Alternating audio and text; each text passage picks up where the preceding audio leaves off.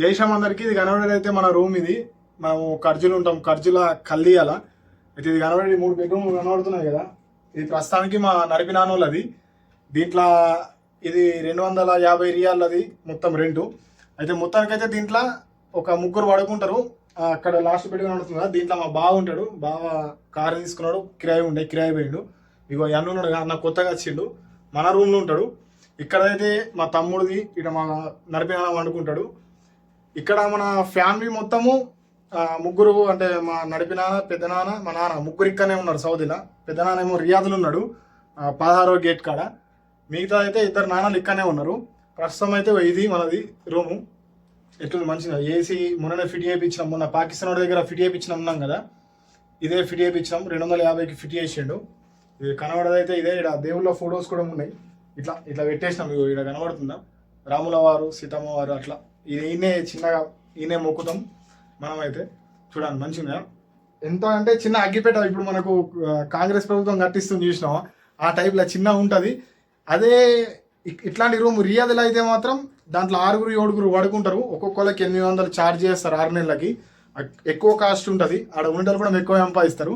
మీకు మన surrounding plus మన కారు, మా బావ కారు, ఇగో అన్న బండి, మన కమర్పిల్ల ఇంకొక తను నచ్చిన ఉండే కీటల్లో పనిచేస్తుంది, అయిన బండి ఇవి పెడతా చూడండి సరేనా. ఇక్కడ చెప్పినా కదా బుడ్డి గురించి. అదైతే 35 రియాల నుంచి 40 రియాలు ఉంటుంది. అంటే మన ఇండియాలో ఒకసారి కాల్కులేట్ చేయండి, ఒక రియాల్కి 23 రూపాయలు మనది.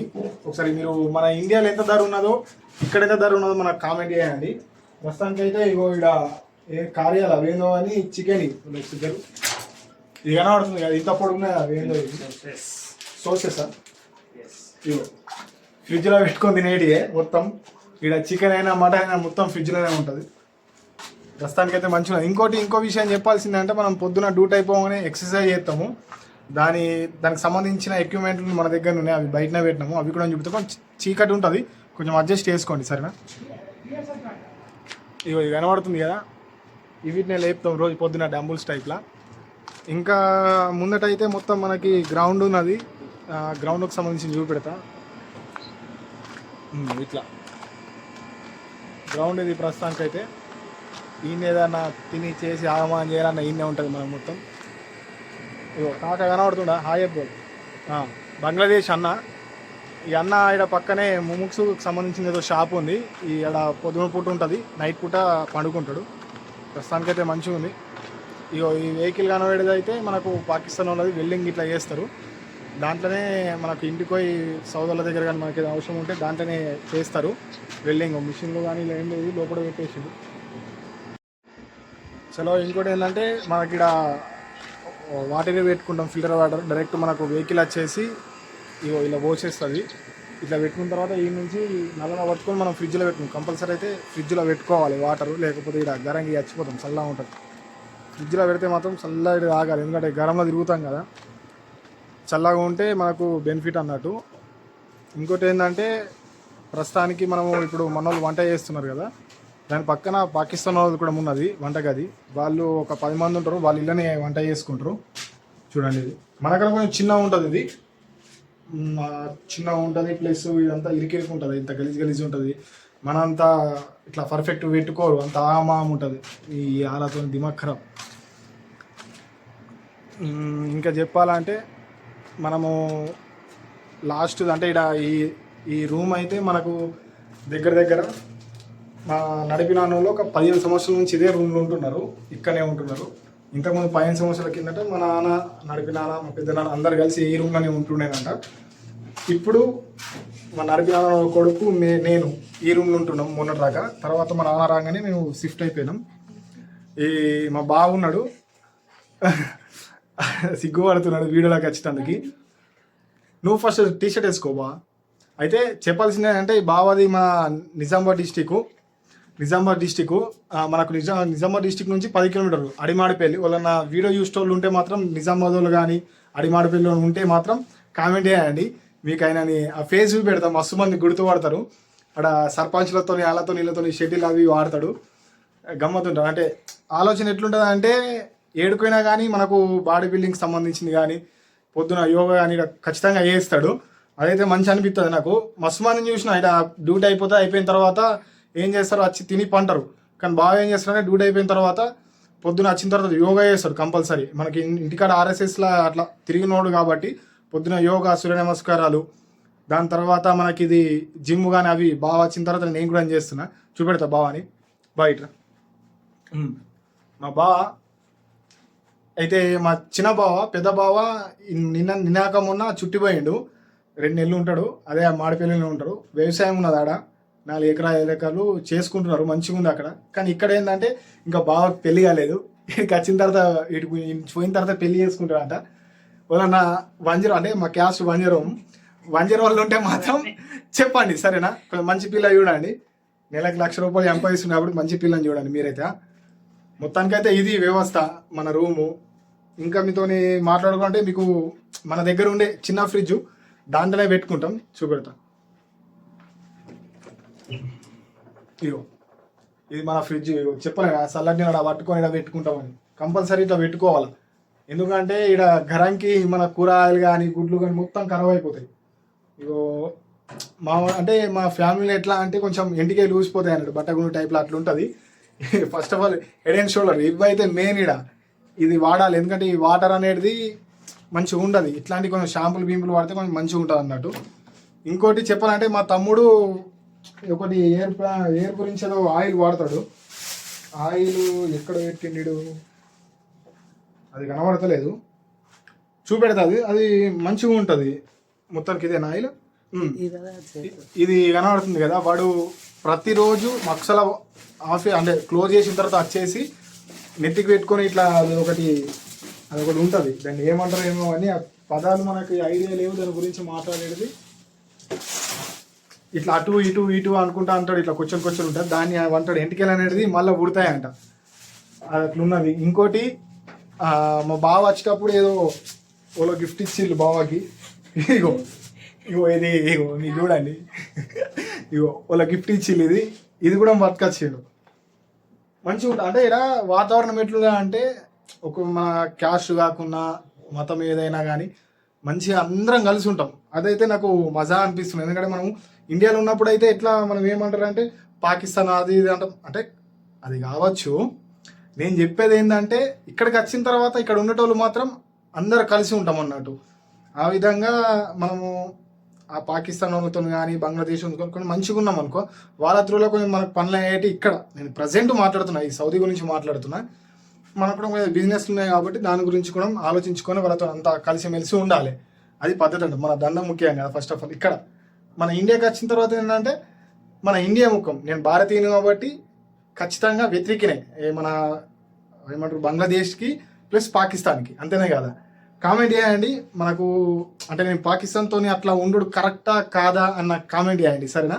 ఇంకోటి ఏంటంటే ముచ్చట, ఇక్కడికి వచ్చిన తర్వాత మా బావ వచ్చి 2 నెలలు అవుతుంది. వెహికల్ కార్ తీసుకుండు సెకండ్ హ్యాండ్. మీకు తెలిసే కదా విషయము. ఆ సెకండ్ హ్యాండ్ కార్ తీసుకున్నాడు.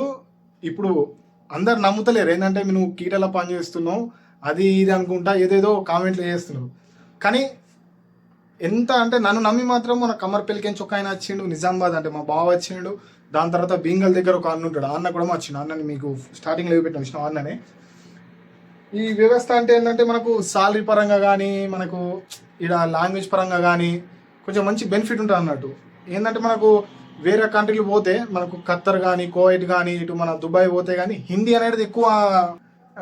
మన సౌదీలో ఏంటంటే అరబ్బీ మెయిన్. అంటే మనకు హిందీ వచ్చినా రాకున్నా కానీ పర్లేదు, కానీ అరబ్బీ అయితే కంపల్సరీ రావాలి మనకి. అంటే ఇక్కడ నెగలగలగాలంటే వాతావరణం అర్థం చేసుకోవాలంటే ఏ బిజినెస్ పెడితే మంచిగా ఉంటుంది, వాళ్ళతో మాట్లాడితే ఎట్లుంటుంది అనే విధానము భాష వస్తే మాత్రమే మనం మనకి సమాధానం చెప్పగలుగుతాం సౌదీలకి. కాబట్టి సౌదీలో ఉండేటోళ్ళు కంపల్సరీ అరబ్బీ నేర్చుకోండి. నేను కూడా చిన్న నేర్చుకుంటున్నా. అంటే అచ్చుడు పోవడం చిన్న పదాలు ఉంటాయి కదా, అవి ఓనమాలు దిద్దుతున్నా అన్నట్టు తెలుగులో. మొత్తానికైతే చెప్పాల్సింది ఏంటంటే మనకు వేరే కంట్రీల కన్నా ఈ సౌదీలో మాత్రం అరబ్బీ అనేది ముఖ్యము. కాబట్టి నేను చెప్పాల్సింది ఏంటంటే ఇక్కడ ఉన్న వాళ్ళు కంపల్సరీ అరబ్బీ నేర్చుకోండి. ఓకే, నేను కూడా నేర్చుకుంటాను. నాకు కూడా మీకు రాదు, నేర్చుకుంటున్నా. ఇంకో విషయం ఏంటంటే మనము సౌదీకి వచ్చి మనకు ఈ వీసా ఉన్న సౌదీలో మనకి ఆజాద్ వీసా పెద్ద వీసా ఉన్నది కదా. ఆ విజాలా నువ్వు ఎప్పుడైనా పోవచ్చు, అంటే ఈ చుట్టి నువ్వు ఎప్పుడైనా తీసుకోవచ్చు. ఇప్పుడు దుబాయ్ కానీ ఖత్తర్ కానీ అటు ఇటు పోతే హౌస్ డ్రైవర్లు కానీ కంపెనీలో జాయిన్ అయితే ఎట్టుంటుంది అంటే, నువ్వు ఒక 3 నెలలకు 4 నెలలకు నేను చుట్టిపోతా, ఇంటికాడ పరిస్థితి కరెక్ట్ లేదంటే ఆ కండిషన్లు ఉంటాయి. ఆడికి అడగాల, ఈడికి అడగాల, ఆడికి బతిమలాడాల, అవన్నీ అవసరం లేదు మనకి. ఇక్కడ మొత్తంకి మనకు ఆజాద్ మీద వస్తే నీ ఇష్టం, కఫిల్కి మనము ఫోన్ చేయాలా, నేను చుట్టుకోతా అని చెప్తే 1 నెల 2 నెలలు కొడతాడు. ఒక 200-300 మన మక్తబ్ అంటే మీ సేవ టైప్లా మక్తబ్లో ఖర్చు అవుతుంది, మన అకౌంట్ మీద వస్తుంది, మన పాస్పోర్ట్ తీసుకొని వెళ్ళిపోవచ్చు. అట్లా అది బెనిఫిట్ అన్నట్టు. ఇక్కడ కొంతమంది ఏం చేస్తారంటే, ఇప్పుడు రియాద్లో ఉన్నటోళ్ళు పికపింగ్ డ్రాపింగ్ చేస్తారు కదా ప్రైవేట్ తిరిగి, వాళ్ళు ఏం చేస్తారంటే ఇప్పుడు చుట్టి వాళ్ళకు స్కూల్ చుట్టి ఉంటుంది కదా. ఇక్కడ ఎండాకాలం ఇప్పుడు ఈ 2 నెలలు అయితే ఎంత డేంజర్ ఎండలు ఉంటాయంటే మినిమం ఒక 50 డిగ్రీలు దాటిపోతుంది, అంత డేంజర్ ఎండలు ఉంటాయి. కాబట్టి వాళ్ళు ఏం చేస్తారు, సంవత్సరంలో 10 నెలలు ఇక్కడ వర్క్ చేస్తారు, దాని తర్వాత 2 నెలలు చుట్టి ఉంటుంది కాబట్టి అప్పుడు చుట్టిపోతారు. అది బెనిఫిట్ అన్నట్టు. ఇక్కడ ఇంకా ఏదైనా డౌట్ ఉంటే మాత్రం, ఏదైనా మాట్లాడాలా, ఇంకేదైనా మిస్ అయితే మాత్రం చెప్పండి కామెంట్లలో, నేను కూడా చెప్తా. ఇంకా చాలామంది ఏమడుగుతున్నారు అంటే, అన్న మీరు డ్యూటీ చేస్తున్నారు కదా, ఆ డ్యూటీది కీటకు సంబంధించిన డ్యూటీలా మరి వాళ్ళే పెట్రోల్ ఇస్తారా, వాళ్ళే గాడి ఇస్తారా అని అడుగుతున్నారు. అయితే నేను చెప్పాల్సింది ఏంటంటే, మనకు 5,500 సాలరీ ఇస్తున్నారు కదా, దాంట్లో పెట్రోల్ ఖర్చు, మన ఫుడ్, మన రూమ్ రెంట్ అన్నీ బోను ఒక 4,000 నుంచి 4,300 దాకా మిగులుతాయి. దాని తర్వాత మన అకామా అనేది విజా తీసుకున్న తర్వాత 15 నెలలకు అకామా చేస్తారు. దాని తర్వాత ఫస్ట్ సార్ వచ్చినప్పుడు 15 నెలలు అకామా ఉంటుంది. దాని తర్వాత సంవత్సరం రిన్వాల్ చేసుకోవాలి. ఆ రిన్వాల్కి ఇప్పుడు నాకు తెలిసి 6,000 నుంచి 10,000 మధ్యలో ఏదో ఉంది. అట్లా ఇదైతే కంపల్సరీ ప్రతి ఒక్కళ్ళు రిన్వాల్ చేసుకుంటారు. మనకు ఇక్కడ కానీ రియాద్లో కానీ ఎక్స్పీరియన్స్ పర్సన్లు ఎంతమంది ఉన్నారంటే ఒక 100 మంది మనకు, అంటే మన చుట్టాలు కానీ ఇట్లా ఇక్కడికి వచ్చిన తర్వాత బంధువులు అయ్యారు, మామలు బావలు అన్నలు బాబాయిలు అట్లా చుట్టాలు అయ్యారు. వాళ్ళ త్రూలా తెలుసుకున్నది ఏంటంటే, సౌదీ అనేది బెస్ట్. అంటే పైసలు, మనకు ఏ దేశంకి పోయినా పైసల గురించే కోసం వస్తాం కదా, దాని గురించి ఇక్కడ పైసలు సంపాదించుకోవాలంటే సౌదీ అనేది బెస్ట్ అన్నట్టు. ఇక్కడ సౌదీ వాళ్ళు కూడా ఎట్లుంటారు అంటే, ఇండియన్ అంటే అందరూ ఒక గౌరవం, అంటే మనకు మోదీజీ వల్లనే దక్కింది అనుకుంటున్నాను నేను. కారణం ఏంటంటే, మోదీజీ వల్ల మనకి ఇక్కడ లేబర్లకి ఇంతకుముందు ఇట్లా చులకన ఉంటుండే కాంగ్రెస్ ప్రభుత్వం ఉన్నప్పుడు. ఇప్పుడు ఒక ఇండియన్ అంటే ఒక రెస్పెక్ట్ ఇచ్చుడు, మియా అంటే 100% మంచోళ్ళు అన్నట్టు ఉద్దేశం వస్తా అన్నాడు మన ఈ సౌదీ లాంగ్వేజ్లో. ఎంత మంచిగా చూసుకుంటారు అంటే, ఎప్పుడైనా ఏదైనా వెహికల్ డ్యామేజ్ అయింది అనుకో, మన ఇండియాలో అయితే ఏం చేస్తాం, గొడవలు పెట్టుకుంటాం, లేదేదో పోలీసు వాళ్ళు వచ్చే వరకు మనం గొడవలు పెట్టుకుంటాం, తంతం కుడతాం. ఇక్కడ అట్లా కాదు. ఎంత పెద్ద యాక్సిడెంట్ కానీ ఇంత దిగి నిన్ను గల్లబట్టడు, నిన్నేమన్నాడు. నాకైతే ఇక్కడ అదొకటి మస్తు నచ్చింది. ఎందుకంటే నేను ఇండియాలో డ్రైవింగ్ ఫీల్డ్ ఉన్నది, అంటే కార్ కిరాయిలు కొడుతుంటుంది, ప్లస్ నేను వినాయకులు తయారైపిస్తుంటుంది. అట్లా చిన్న బిజినెస్లు చేసిన. డ్రైవింగ్లో ఇట్లా పెద్ద వెహికల్ యాక్సిడెంట్ అయినప్పుడు లారీలో కానీ బస్సులో ఉన్న గుంజి కొడతారు. నువ్వు ఎంత పెద్ద క్రేన్ వచ్చి గుద్దినా కానీ ఓడు కొట్టుకోరు, ఆగుతారు, పోలీసులకు ఫోన్ చేస్తారు, ఇన్సూరెన్స్లకు ఫోన్ చేస్తారు, వస్తారు, ఒక 2-3 గంటలు టైం పడుతుంది, రాసుకుంటారు. ఇక్కడ ఈ మిస్టేక్ ఏంటంటే, ఇక్కడ బ్యాక్ సైడ్ నుంచి ఎవడైతే గుద్దుతాడో వాడిది తప్పు. అది ఇక్కడ మెయిన్. కంపల్సరీ గుర్తుంచుకోండి, డ్రైవింగ్ చేసేటోళ్ళు బ్యాక్ సైడ్ నుంచి అస్సలు గుద్దకండి. నీ వెనకకెంచి గుద్దితే ఏం కాదు, ఒకవేళ నీకు సైడ్ కెంచి గుద్దినా కానీ నీకు ఇన్సూరెన్స్ అనేది క్లెయిమ్ అవుతుంది. ఇక్కడ థర్డ్ పర్సన్ అది ఏమంటారు కదా, ఇన్సూరెన్స్లో 3 రకాల ఇన్సూరెన్స్లు ఉంటాయి కదా, ఫస్ట్, సెకండ్, థర్డ్ అని. అయితే కొంతమంది ఏం చేస్తున్నారు, థర్డ్ తీసుకుంటున్నారు. ఇన్సూరెన్స్ అనేది క్లెయిమ్ కాదు.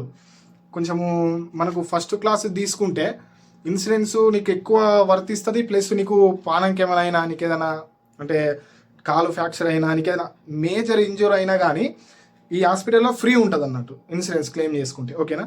ఈ వీడియో నచ్చితే మాత్రం షేర్ చేయండి, లైక్ చేయండి, సబ్స్క్రైబ్ చేసుకోండి. ఓకేనా? ఇట్లాంటి వీడియోలు నేను రోజుకోటి అప్లోడ్ చేస్తాను. మీరు సబ్స్క్రైబ్ చేసుకుంటే నాకు కొంచెం ఇట్లా ఫీలింగ్ ఉంటుంది, నేను ఇంకా దేని గురించి అన్నా ఎక్స్ప్లెయిన్ చేయగలుగుతా. సరేనా? బై. జై శ్రీరామ్. Good night.